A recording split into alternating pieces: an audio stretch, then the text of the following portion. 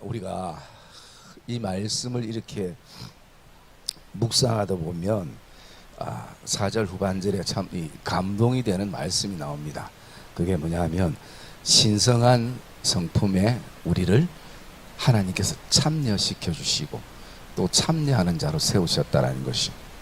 그래서 오늘 우리가 새벽에 신성한 성품에 참여한 자들이란 누구인가, 그 어떻게 보면 자격이나 신분에 대해서 이렇게 말씀을 나눴었는데, 첫째가 그리스도로 옷 입은 성도들이 신성한 성품에 참여한 자들인 것입니다. 그래서 우리는 항상 인생의 옷을 중요시 하는데, 그 인생의 옷을 벗고 입는 것은 인생의 계절이 결정하지만 구원과 영생은 오직 예수 그리스도의 옷이 모든 것을 결정한다고 묵상을 했고요. 그리고 또 두 번째, 신성한 성품에 참여하는 자들은 주님의 마음을 품는 자들이다라는 것입니다. 그 주님의 마음이라는 것은 주님의 시각, 주님의 태도, 주님의 자세라고 말씀드렸고, 그리고 그 주님의 자세나 태도나 시각은 하나님에 대해서는 순종의 자세였고, 사람들에 대해서는 사랑의 자세였고, 또 삶에 대해서는 분명한 목적의 자세였다라는 것을 묵상을 했고요. 그리고 신성한 성품에 참여하는 자의 세 번째는 이 땅에 썩는 것을 피하는 성도들인 것입니다. 그래서 이 땅에는 반드시 영원한 것이 없고 언젠가는 썩게 되고 또 냄새나게 되는데, 그것 때문에 오늘도 다투고 싸우는 인생이 아니라 이제는 그 썩는 것을 우리가 피하고 내 믿음에 튀지 않도록, 또 내 신앙에 튀지 않도록, 우리 믿음의 공동체에 튀지 않도록. 왜냐하면 그 썩는 것을 내가 마치 썩지 않을 것처럼 안고 있으면 결국 나에게도 썩은 냄새가 날 수밖에 없는 것입니다. 그래서 우리는 이런 신성한 성품에 참여한 자라는 것을 말씀해 주고 있고요. 오늘 우리가 좀 같이 나누고 싶은 것은 이제 믿음에 세워져야 될 것인데, 우리가 이 성품이라 얘기하면 보통 사람이 가지는 기질, 또 성격, 또 성향, 이런 것을 의미할 수도 있습니다. 오늘 본문에 나오는 이 7가지는 신앙의 성품을 말씀하고 있는 것이에요. 그래서 여러분, 신앙에도 어떤 성품이 있다라는 것입니다.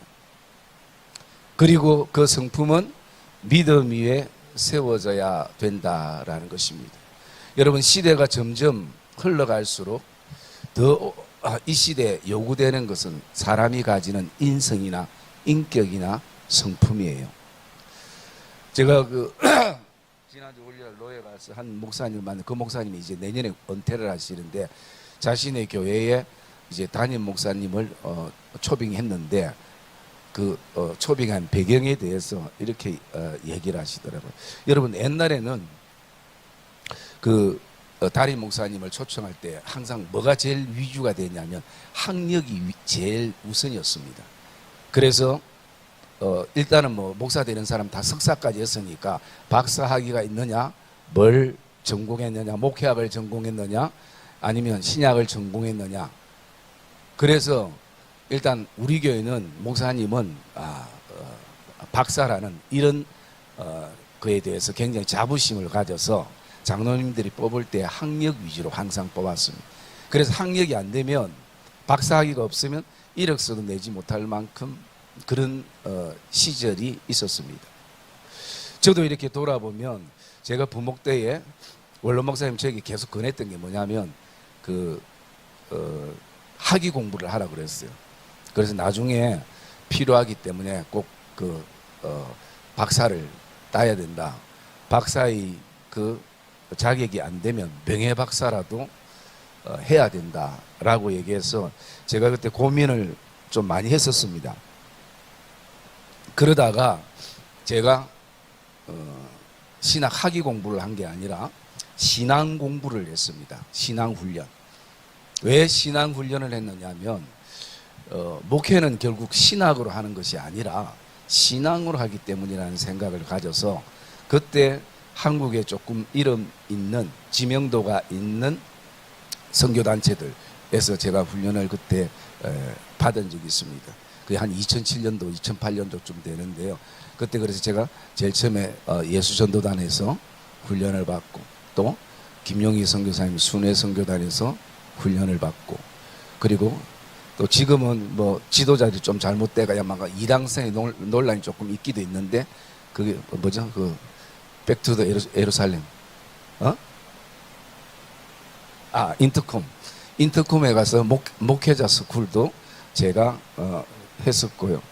그리고 또 트레스디아스라는 천주교 성향의 어떤 그러니까 거기는 천주교 성향보다 어떻게 정확하게 하면 그 성공의 성향의 그 신앙 훈련을 제가 했었습니다.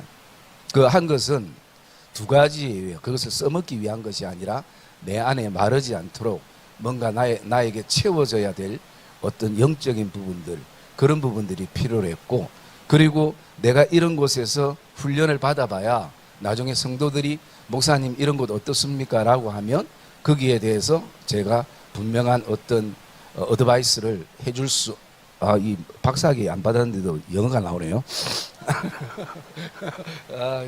가만히 저 놀랬대요. 처음 제 유일하게 아는 단어 한 단어가 나와가지고 더 이상 여러분 저에게 영어는 기대하지 마십시오. 그래서 그 훈련들을 이렇게 받았었고요. 그리고 저는 그 시간들이 사실은 참 좋고 행복한 시간들이었습니다. 지금도 그 선택에는 후회가 없었고요. 그래서 왜 지금은 그래서 무엇을 지금은 담임 목사를 구할 때 학위를 그렇게 많이 이왕 있으면 좋은데 학위보다는 우선 두는 게 뭐냐면 성품이라는 것입니다. 그 사람의 인격. 그래서 여러분 학위는 검증이 서류 한 장으로 됩니다. 내가 어느 학교 나왔다라는 졸업장만 있으면 되고 학위 정서만 있으면 검증이 돼요. 그런데 성품이라는 것은 종이 조각과 검증되는 것이 아니잖아요. 설교 한 번 듣는다고 그 사람 그 설교에서 그 사람 모든 그 성품이 우러나는 것 아니잖아요. 일이 생겨봐야 아는 것이고 결국 깊이 사귀어봐야 알게 되는 것이에요. 그런데 이것이 이제 교회의 숙제가 됐는데 요즘은 워낙 이제 구하는 기준을 그렇게 보다 보니까 이것을 컨설팅 해주는 그런 어떤 종교단체가 있나 봐요. 신앙단체. 그래서 이분들이 이제 이력서가 이렇게 오면 좀 이렇게 추려서 이분이 사역했던 교회에 이 사람들이 사람들을 만나면서 이 사람이 교회에서 어떻게 섬겼는지 성도들과의 관계는 어땠는지 또 나가서 부교육자들과의 관계는 팀워크가 잘 이루어졌는지 어떤 분은 보면 성도들에게는 굉장히 잘하는데 이 부교육자끼리 늘 이 조화를 이루지 못하는 그 독불장군의 모습들이 있거든요. 그래서 어떤 그런 모습들. 그래서 한 사람 두 사람에게 물어보면 이것이 평균치가 안 나오잖아요. 왜? 내가 그 목사님 좋아하면 좋게 얘기할 수 있는 것이고 사람이 다 장단점이 있는데 그러나 보통 10명에서 20명 그렇게 이렇게 물어보면 거기에 어느 정도의 이 공통분모가 그분의 성품이 어떠한지 인격이 어떠한지 이것이 나오게 됐다라는 것이.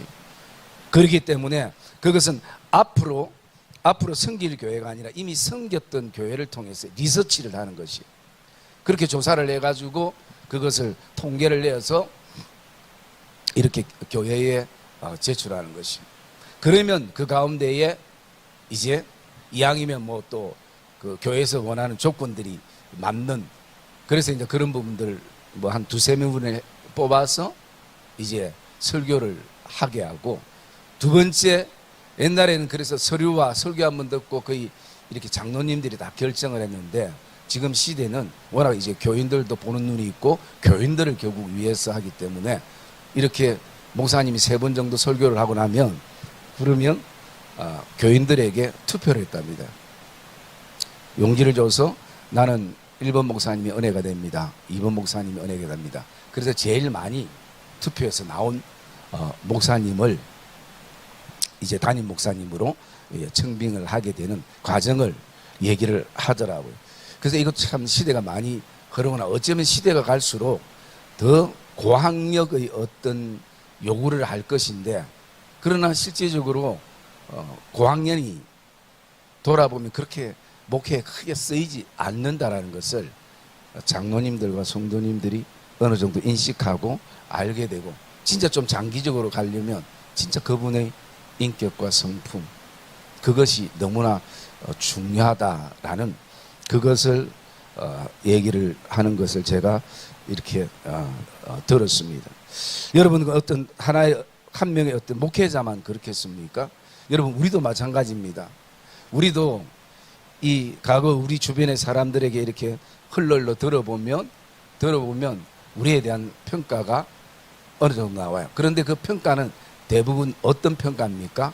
그 사람의 그 성품과 됨됨이와 인격과 신앙의 성품에 대한 평가예요. 그게 제일 크게 먹히고 그게 제일 중요한 부분들이에요. 그래서 우리가 대부분 얘기를 나눌 때 어떤 분들은 참 맞는 말만, 여러분들이 생각하고 하기 때문에 틀린 말이 아니에요. 맞는 말인데 왜 이 맞는 말이 사람들에게 공감대가 형성이 되지 않는가? 왜 사람들에게 감동으로 전해지지 않는가? 그게 저는 이유가 두 가지라 생각합니다. 첫째는 그 소통의 문제, 소통의 능력, 소통의 방법이죠. 내가 아무리 맞는 말을 해도 이것을 어떻게 전달하는가, 이게 굉장히 중요한 부분인데 이 부분들이 좀 미흡하면 그럴 수 있고요. 그리고 두 번째는 그 사람 말만, 맞는 말만 듣는 것이 아니라 어쩌면 또 다른 마음 안에는 이 사람의 평소에 어떤 내 안에 평가된 부분들이 있다라는 것입니다. 이 사람의 인품이나 성품이나 섬김이나 기타 등등에 대한, 이게 말은 우리가 안 하지만 이게 우리 안에 마음속에 데이터가 있어가지고 그것이 감동이 되든 아니면 좀 거부 반응이 되든 그렇게 되어지는 것입니다. 그래서 여러분, 전도도 어쩌면 마찬가지입니다. 전도도 우리가 길게 바라보면요, 전도도 우리의 그 성품과 인격과 됨됨이가 굉장히 중요한 위치를 차지하는 것이에요.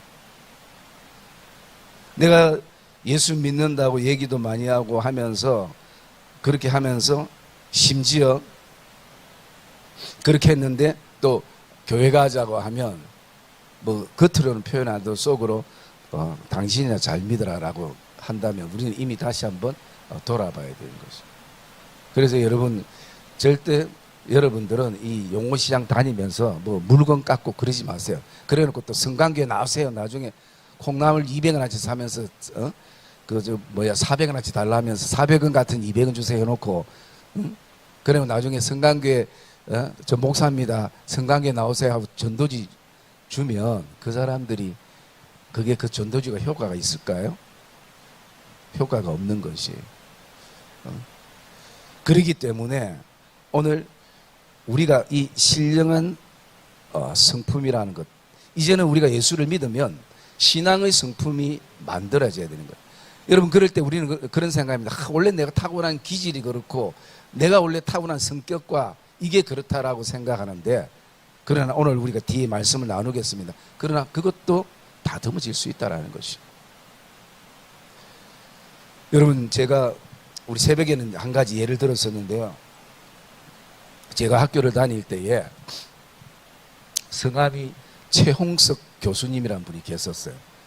그런데 그분이 뭐 실천신학 쪽에 이렇게 가르쳤는데 정말 강의는 힘들어요. 앉아있기가. 집중도 안 되고 거의 졸음만 오고 굉장히 힘들어요. 그런데 지금 제가 돌아보면 30년이 넘었어도 그분의 행했던 거와 그분의 그 이름이 아직도 기억이 나요. 강의는 기억이 안 납니다. 내용은 기억이 안 나요. 그래서 총신의 세 가지 아주 그분에 관한 놀라운 사건이 어떻게 보면 그분에게 당연하지만 놀란 사건이 세 가지가 있었어요. 첫째는 어떤 사건이 있었냐면, 첫째는 그때 이제 학교가 한 3분의 2는 포장이 되었고, 아직 그 운동장 쪽으로 가는 데는, 그 학교 강의실까지 가는 데는 아직까지 비포장인 때였어요. 그러면 학생들은 이제 내려서 전부 다 이제 이렇게 걸어가고 있는데, 교수님들은 다 이제 개인차가 있으니까 개인차로 이렇게 쭉 이렇게 올라오는데, 올라오면 그 비포장 정도에는 속도를 낮추든지 뭐 해야 되는데, 교수님들 그냥 속도를 내고 가면 거기에 먼지가 일어나잖아요. 그러면 학생들이 전부 다 이렇게 하고 눈을 감고 교실로 들어가요. 그런데 이 최홍석 교수님만큼은 포장된 데까지만 차를 타고 나머지 비포장은 학생들처럼 걸어갑니다. 다른 교수들은 다 그냥 쌩쌩 달려도 그분은 그렇게 하셨어요. 그러니까 그것이 그분의 성품이나 이런 인격이 학생들 눈에 도전이 되고 보이는, 그게 첫 번째 사건이었어요. 그리고 또 두 번째 사건은 어떤 사건이 있었냐면, 이런 사건이, 근데 제가 이런 얘기하니까 설교보다 더 집중이 잘 됐네요. 새 가족이 금요일마다 와서 제가 부담이 돼가지고 최대한 좀, 그래서 목사님 설교 깊이가 없어졌다 많아졌다 그런 소리 하지 마세요. 그런 소리 하지 말고 다 은혜로 들으면 돼요. 그 다음에 또 한 가지가 어떤 사건이 있었냐면, 그 당시에 어쨌든 총신대도 데모를 하는 사람들이 있었어요. 뭐 다른 데모 아니라 기숙사 밥이 안 좋다 그러면서 나가 데모하기도 하고, 또 뭐 어떤 교수님 안 좋다 뭐 하기도 하고, 학생들이 거기도 신학교 좀 그렇게 했었어요. 그러면 다른 교수님들이 나와가지고 학생들 이렇게 하면 안 된다고, 교회 전사들이 이렇게 데모하고 하면 되냐고, 빨리 교실로 들어가라. 학생들이 전혀 안 움직여요. 그런데 이 교수님이 나와가지고 우리 좀 더 인내하고 기다리고 기도하면서 조금만 더, 학교가 그러면 좀 더 좋아질 겁니다. 우리 조금만 더 참읍시다. 들어가서 학업에 우리가 열중합시다. 이 한마디에 데모하던 학생들이 하나 둘 학교로 교실로 들어갔어요. 그게 두 번째 총신의 그 사건이었고요. 세 번째 어떤 사건이냐면, 세 번째는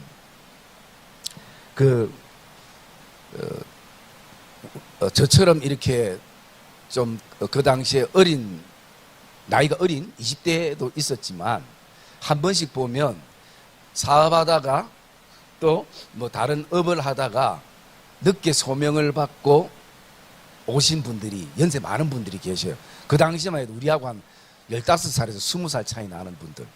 그러면 상당히 거의 한 40, 50대 되죠. 상당히 나이 차이가 많은 분들인데, 그분이 이제 늦게 사명을 받았어요. 그런데 이분들이 돌아보면 그 당시에 뭐 전도사는 아예 핸드폰 자체가 없었고, 그때 CT폰이 나올까 말까 그 앞이었으니까. 그런데 이때 이분들은 사업했던 분들이라 가지고 뭘 들고 나면 그 완전 무기 같은, 무전기 같은 전화기 있죠. 그걸 들고 이제 학교에 옵니다. 와가지고 항상 보면 교수처럼 양복을 입고 와요. 왜? 사업하는 분들이니까 사업 빨리 또 해야 되고 하니까. 그래서 이제 일단은 그 목사 될 때까지 이제 사업을 겸해서 하는 것 같아 보니까. 그리고 또 공부하다 보면 자주 나갑니다. 자주 나가가지고 계속 뭐 통화하고 사업하고 두 가지 일을 하니까 쉽지 않잖아요. 그런데 이제 일은 어디에 생겼었냐면, 시험 치는데 그분들이 그러다 보니까 공부할 시간적인 거나 어떤 뭐 여유가 없었겠죠. 그러다 보니까 신학생들이 해서는 안 될 뭘 했냐면, 저기서 컨닝을 했습니다. 그런데 그 컨닝하는 그 순간 담당 교수가 누구였냐면 바로 이 최홍석 교수님이었어요. 다른 교수님 같았으면 벌써 시험지를 뺐고 목회자가 알 사람이 이렇게 부정행위해서 되겠냐, F학점이다 하고 시험지를 가지고 갈 거잖아요. 이게 이제 통상적이잖아요. 근데 그분이 그것을 발견하고요, 어떻게 했냐면 그 학생 옆에 꿇어앉았습니다. 꿇어앉아서 이거는 그냥 형식이 아니라 진짜 애절하게 주님, 이것은 제 잘못입니다. 제가 잘못 키운 것입니다. 제가 잘못 가르쳤습니다. 그러면서 그 학생이 이렇게 손을 잡고 기도해 주신 것이. 저는 이때는 없었는데 이때는 이제 선배들로부터 이제 이 전설의 얘기를 들었던 거죠. 여러분, 그래서 어쩌면 그분이 진짜 그 총신대의 하나의 주제처럼 인격자가 되라, 목회자가 되라 라고 얘기할 때 이 인격. 그래서 여러분, 이 성품이라는 것은 우리에게 중요하고, 특별히 오늘 우리에게는 이 신성한 성품. 그래서 오늘 이 신성한 성품에 대해서 어떻게 나옵니까? 우리 5절부터 7절까지 보면 7가지가 나오죠. 7가지가 나오는데, 믿음의 덕을, 덕의 지식을, 지식의 절제를, 절제의 인내를, 인내의 경건을, 경건의 형제의 우애를, 그 다음에 형제의 우애에 사랑을 더하라. 그래서 여러분, 우리는 원래 내가 타고날 때부터 그런 기질입니다. 안 바뀌어요. 여러분, 이것은 이미 나를 잘못 평가하고 잘못 생각한 것입니다. 우리가 오늘 이 총체적인 것을 바라봤을 때, 물론 이 하나하나가 세워나가야 될 믿음의 덕이지만, 저는 오늘 우리가 같이 기도하고 싶은 것은 이 모든 6가지를 통틀어 7가지를 다 포함시키면 뭐로 표현할 수 있냐면 사랑으로 표현할 수 있는 것이. 여러분, 우리가 믿음을 위해서 믿음을 세우기 위해서 우리가 노력할 필요는 없습니다. 왜냐하면 이미 믿음은 예수 그리스도를 통해서 하나님이 우리에게 주신 선물이에요. 그래서 베드로 선생님도 우리를 향해서 너희가 믿음을 세우고 그 위에 덕을 세우고 이렇게 말하지 않고, 믿음 위에, 믿음은 이미 기초가 된 것이. 그래서 이 믿음은 우리에게 다 동일한 믿음인 것이. 물론 사람마다 내가 하나님에 대해서 얼만큼 몇 프로 신뢰하는가에 따라서 달라질 수 있지만, 믿음은 예수 그리스도를 통해서 우리에게 이미 주신 믿음인 것입니다. 그러면 우리에게 차이가 나는 것은 뭐냐면, 덕의 차이가 나고, 지식의 차이가 나고, 인내의 차이가 나고, 절제의 차이가 나고, 그리고 또 나가서 형제 우애의 차이가 나고, 사랑의 깊이가 차이는 날 수 있다는 것이. 그러면 오늘 베드로는 우리에게 이렇게 말하고 있습니다. 우리 5절 말씀 같이 한번 읽어볼까요? 5절 말씀 시작.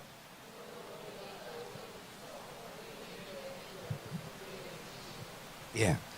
그러므로 너희가, 우리가 정말 내 기질과 성품과 성격이 다듬어지기를 원다면, 오늘 베드로는 말합니다. 더욱 힘쓰라는 것이죠.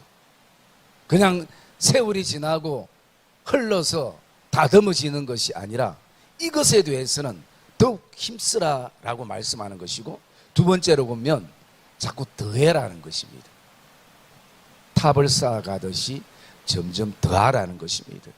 힘써서 믿음의 덕에, 덕의 지식을, 지식의 절제를, 절제의 인내, 인내의 경건을, 경건의 형제 우애의 그 성품을 점점 더해라는 것입니다. 그래서 그 최고 꼭지점이 뭐냐면요, 사랑인 것이. 그래서 믿음과 사랑은 함께 가야 되는 것입니다. 여러분, 이 사랑이라는 것은요, 제가 주일날 이것을 제가 좀 새로운 분들한테 써먹으려 했는데, 미리 제가 이렇게 약간 언지를 주면, 여러분, 이 사랑이라는 것은 얼만큼 중요하냐면, 결국 주님이 이 땅의 모든 죄인들을 변화시키고 바뀐 것은요, 사랑의 힘이라는 것이. 미움도 힘이 있지만 사랑은 더 강력한 힘이 있다는 것입니다. 미움은 서로 깨어지고 다투고 그리고 분열시키는 힘이 있지만, 사랑은 깨어진 것도 붙이고 분열된 것도 하나 되게 하는. 여러분, 지금 제가 정치 얘기 잘 안 하지만 지금 국민의힘 나와서 그 토론하는 거 보십시오. 저는 그 서로 얼굴을 그렇게, 같은 당 안에서 얼굴을 그렇게 쳐다볼 수 있을까 할 만큼, 제가 한동안 그 새벽기도 끝나고 이 큐티 접고 난 다음에 제가 그 방송을 대통령 탄핵되기 전부터 이렇게 계속 보고 있었거든요. 그러니까 사모님이 제가 하도 많이 보니까 저보고 아니 뭐 정치 나가려고요? 응? 그게 아니라 나라가 지금 이러니까 관심을 가지고 기도하는 마음으로 그것을 이제 본 건데 그게 뭐가 없냐면요. 사랑이 없는 것이. 응? 사람은 자랑이 있고 또 못한 게 있을 수 있고 응? 그런 어떤 부분들 전부 보십시오. 다 깎아내리기잖아요. 제가 만약에 정치인이 아니지만 만약에 하면 저는 그분이 좋은 것만 얘기하 표가 글로 가든 말든 몰라 뭐 그런 제가 안 나섰으니까 그렇겠죠 생각할 수 있는데 거기에는 사랑이 없는 것이. 수요일 날 제가 그 밖에서 이렇게 설교가 아니라서 안내하면서 이렇게 밖에 꽃꽂이에는 꽃을 보니까 참 예쁘더라고요. 그래서 꽃이 예쁘다. 근데 성도들은 왜 빨리 안 오노? 이러면서 보는데 전부 다 꽃이 이렇게 예쁘게 이렇게 봉오리 해가 딱 이 줄기 해가지고 이렇게 자태를 나타내는데 꽃 한 송이가 이렇게 돼 있었어요. 그래서 제가 저 꽃은 왜 그렇지? 가까이 가서 봤습니다. 여러분 사랑은 가까이 가야 되는 것이. 멀리서 보고 하면요. 왜 저 모양이야? 왜 저래? 항상 이런 어투가 나오지 예쁘게 안 보여집니다. 제가 가까이 가서 봤어요. 이렇게 보다 보니까 이 꽃이 이렇게 꺾어진 가운데에 한 5cm 정도의 이쯤에 상처가 있었어요. 그 상처가 이 밑에 줄기까지는 상처 없는 줄기까지는 괜찮았는데 여기에 딱 한 1cm의 상처가 있으면서 아름다움을 피워야 될 그 꽃 모양이 축 처져 있는 것이. 여러분 그래서 제가 어떻게 했겠습니까? 저도 이제 나이가 들은지 자꾸 이 꽃이 보여지고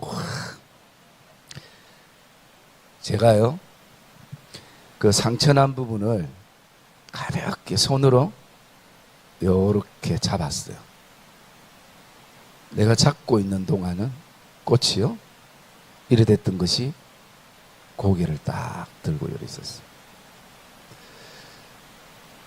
그래서 내가 그다 이걸 응급처치로 테이프를 발라야 되나 뭘 해야 되나 고민하다가 나중에는 내가 좋은 설교 자료가 되겠다 생각하고 하다 보니까 이대로 그대로 놔뒀는데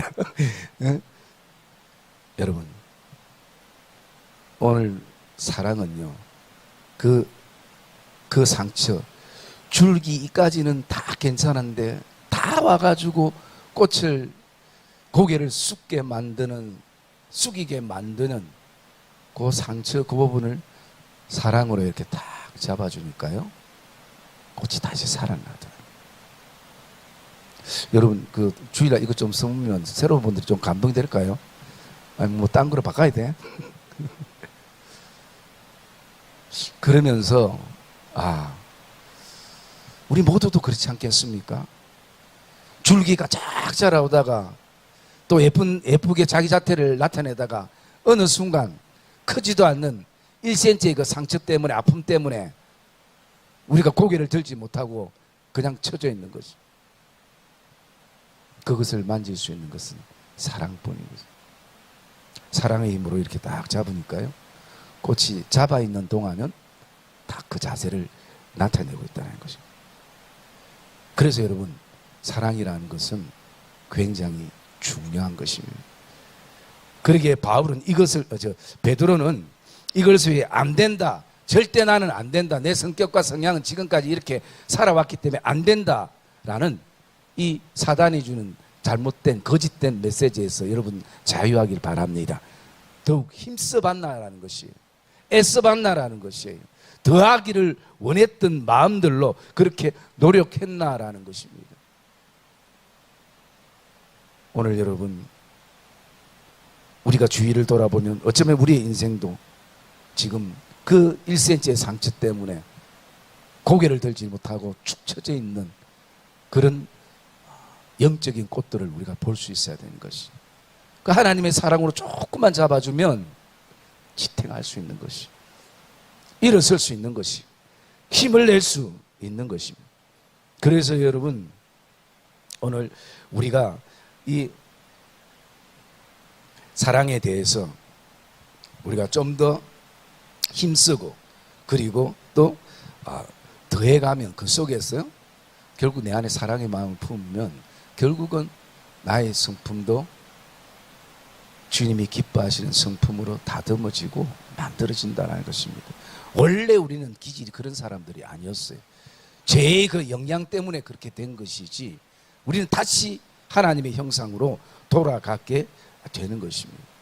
그래서 우리가 지난 수요일 김하나 전사님이 사랑에 대해서 설교를 했지만, 거기에 그 구약과 신약의 가장 핵심적인 사랑의 차이가 뭔가, 주님이 요한복음 13장의 마지막에 내가 너희에게 새 계명을 주노니 서로 사랑하라.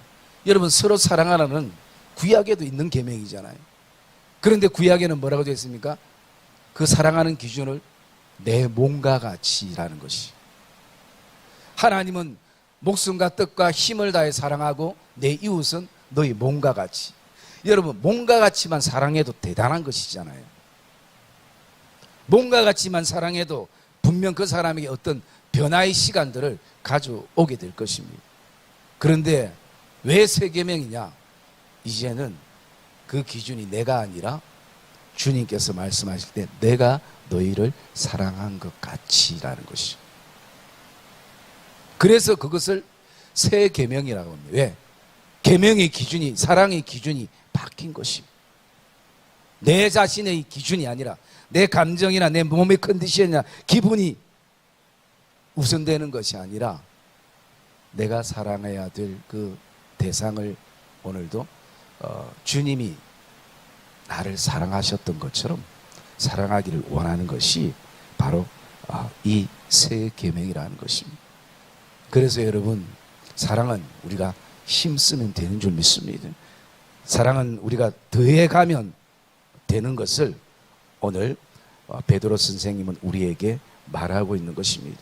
그래서 여러분, 우리는 믿음의 덕에 지식의 절제를 절제, 인내의 경건의 형제의 우애를 우리가 더욱 힘쓰고 애쓰고 사랑으로 더해 가야 된다는 것입니다. 여러분, 이게 생명을 살리고 전도의 가장 핵심적인 요소가 되는 것입니다. 여러분, 교회는 사랑이 넘쳐야 될 줄 믿습니다. 인간적인 사랑이 아니라 그리스도의 아가페적인 사랑이 넘쳐야 되는 것이. 어쩌면 주일날 오는 사람들 다 아까 그 꽃처럼 어느 순간 인생의 꽃의 목이 부러진 것처럼 그런 인생의 사람들일 것입니다. 여러분들이 올 때 여러분들이 그 사랑으로 그 상처와 아픔을 조금만 견딜 수 있도록 만지면 거기에는 분명 꽃이 피고 놀라운 역사가 일어날 것입니다. 그리고 또 우리에게 내가 이런 마음을 가집니다. 그래, 이제 사랑하면 그 기준은 내가 아니라 내 몸이 아니라 이제는 예수님이 나를 사랑하신 것처럼 나는 마음을 가지는데요, 현실에 서게 되면 사랑에 대한 한계가 올 때가 있습니다. 우리가 그 정도까지 안 해봐서 그 정도에 안 온 분들도 저 같은 분들도 계시지만, 분명 우리가 이런 마음을 가지고 출발하면 거기에는 부딪히는 부분들이 한계가 오는 부분들이 있게 되어지는 것입니다. 그때는 여러분, 우리가 어떻게 해야 되는가? 그때는 그 순간에 우리가 성령의 도우심을 구해야 합니다. 그것이 굉장히 사랑에는 중요합니다. 왜? 내 한계가 분명 오기 때문인 것이. 여러분, 세계 2차 대전 때에 제가 오늘 이렇게 자료를 찾아보니까 거기에 코리텐 붐이라는 그 네덜란드 신앙생활하는 그 호칭이 그냥 여사라 할게요. 여사라는 분이 계셨어요. 그래서 책도 주님은 피난처시라 몇 권을 많이 썼고, 특별히 그 세계 2차 대전 때에 독일에게 핍박받는 유대인들을 집에 숨겨주기도 하고 이렇게 고아를 돌보기도 하다가 결국은 독일군에 잡혀가지고 독일 형무소에서 있었고, 거기에서 자신의 그 부모님들과 언니가 처형당하는 모습도 보게 됐어요. 그리고 거기에서 또 한 장교로부터 온갖 성적 모욕감과 수치감을 다 받았습니다. 그리고 시간이 지나서 전쟁이 끝나고 그는 미국으로 풀려서 돌아갔어요. 그런데 하나님께서 독일만 봐도 어떻습니까? 적대감이 생기잖아요. 그런데 하나님께서 계속 독일 가서 나의 사랑을 전하라는 거예요. 자기가 전할 수 있는, 편안하게 전할 수 있는 곳도 많은데 계속 하나님이 독일을 푸시해 주니까 어쩔 수 없이 짐을 싸고 독일에 건너가서 이제 그들에게 하나님의 용서와 하나님의 사랑을 이렇게 전하고, 그리고 강연도 하고, 그리고 설교도 하고, 집회도 하고 이렇게 다녔습니다. 그러다 보니까 너무 많은 사람들이 그 사랑에 감동을 받고 복음을 받아들이고 그렇게 시작됐어요. 그리고 어느 날 한 교회에서 집회를 했습니다. 집회를 마치고 많은 사람들이 너무 유명한 여인이니까 저기서부터 줄을 서서 다 여인과 악수를 한번 하기를 원하는 거예요. 그리고 한 번씩 주님은 당신을 사랑합니다, 주님은 당신을 사랑합니다 라면서 이렇게 악수를 하는데 한 4-5번째쯤 되는데 거기에 독일 한 사람을 보는 순간 이 여자분의 몸이 완전히 굳어졌어요. 왜냐하면 절대 잊을 수 없는 자신에게 많은 성에 대한 모욕감과 그리고 수치를 줬던 바로 당사자 독일 장교가 악수를 하기 위해서 거기 서 있는 거예요. 여러분, 이게 정말 찰나죠. 이 여인은 너무나 충격이었어요. 어떤 충격들을, 그 순간에 모든 것이 막 영상처럼 돌아가는데 어떤 생각을 가졌느냐, 이런 생각을 가졌어요. 어떻게 저 사람이 예수를 믿게 됐지? 또 한 가지는요, 어떻게 내가 집회하는 이 집회에 저 사람이 참석하게 됐지? 더 근본적으로 나는 저 사람과 악수를 해야 되는지 말아야 되는지, 내가 지금 계속 사람들을 향해서 하나님은 당신을 사랑하십니다, 하나님은 당신을 사랑하십니다 라고 악수를 하고 가는데 그 사람이 점점 다가오니까 이 여인의 마음이 막 안절부절하게 되는 거예요. 우리가 뭐 그런 고통을 안 당해 봤으니까 잘 모르지만 비슷비슷한 고통을 당한 사람들은 그 사람들을 이해하잖아요. 그럴 때에 이분이 그때 기도를 한 내용이 있어요. 그 기도의 내용 뭐 제가 다 기억 안 나지만 가장 중요한 포인트 기도는 뭐냐면, 하나님, 제가 연설한 대로 강연한 대로 사랑하게 해주세요. 그 짧은 순간, 하나님, 내가 지금 말하는 이 사랑이 그냥 형식이 아니라 정말 저 원수 같은 사람을 향해서도 주님의 사랑, 지금 자기의 어떤 기준으로는 절대 사랑할 수도 없고 용서도 안 되는 사람이잖아요. 그런데 내 안에 새 계명인 주님의 사랑, 내가 너희를 사랑한 것까지, 그 순간 자기의 힘으로 사랑의 한계가 왔기 때문에 그 기도를 성령께 도우심을 구하고 마음이 편안해지면서 그분과의 동일하게 주님은 당신을 여전히 사랑합니다 라고 악수를 청하고 악수를 하면서 그분도 이 여인을 아니까 용서를 빌었던 그 일화가 있는 것이, 여러분,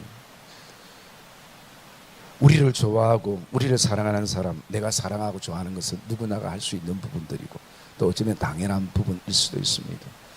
그래서 여러분, 우리가 이 전도 축제뿐만 아니라 이 교회 공동체 안에 또 내 삶의 영역 안에 이 신령한 성품은 마치 우리 집에 그 신앙의 빈집에 가구 필요한 가구를 하나하나 들르는 것처럼 그렇게 하나하나 우리가 힘써 그것을 믿음의 집 안에 쌓아놔야 되고, 또 그것은 분명 믿음의 집 안에 필요한 요소이고 또 필요한 성품인 것을 저와 여러분들이 기억하며, 오늘도 이 총체적인 것은 제가 사랑으로 말씀을 나누었습니다. 그래서 이 사랑에 대해서 우리가 더욱 힘쓰고 더하면 나도 다듬어지고 신령한 성품의 소유자가 충분히 될 가능성이 우리에게 있는 것이고, 두 번째는 오늘도 그 사랑의 한계가 올 때에 내 힘으로 불가능한 요소들은 우리가 성령께 은혜를 구해야 되는 것입니다. 그럴 때 성령께서 우리를 도우실 것입니다.